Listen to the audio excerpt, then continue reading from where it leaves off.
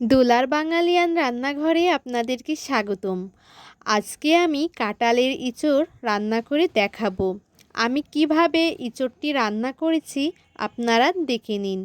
আমি ইঁচড়টা সুন্দরভাবে খোসা ছাড়িয়ে ছোট ছোট করে কেটে নিয়েছি।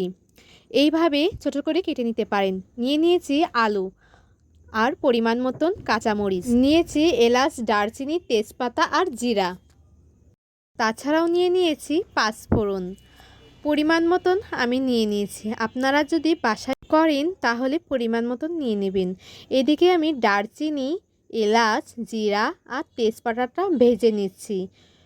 ইঁচড় যখন রান্না হয়ে যাবে শেষে আমি ওটা গুঁড়া করে দিয়ে দেব। এইদিকে কড়াইতে পরিমাণ মতন তেল দিয়ে নিলাম, নিয়ে নিলাম তেজপাতা, পাঁচফোড়ন আর কাঁচা লঙ্কা এবং নিয়ে নিলাম কুচি করা আলু, পরিমাণ মতন লবণ এবং পরিমাণ মতন হলুদ নিয়ে সুন্দরভাবে নাড়াচাড়া করে ভেজে নিলাম। এরপর নিয়ে নিলাম ওই কেটে রাখা ইঁচড়। এখন ভালোভাবে কষাতে হবে।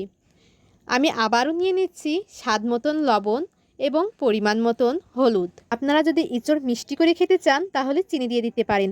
আমি চিনিটা স্কিপ করেছি।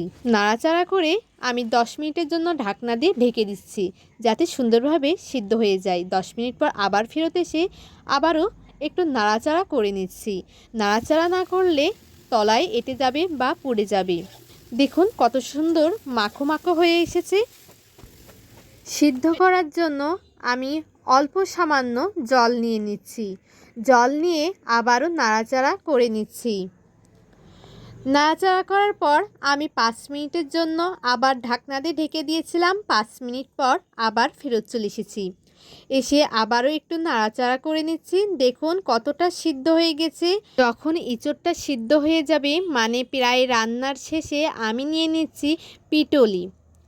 আমি পরিমাণ মতন 1 বাটি পিটলি নিয়ে নিয়েছি এবং নামানোর 5 মিনিট আগে মশলা ভেজে রেখেছিলাম।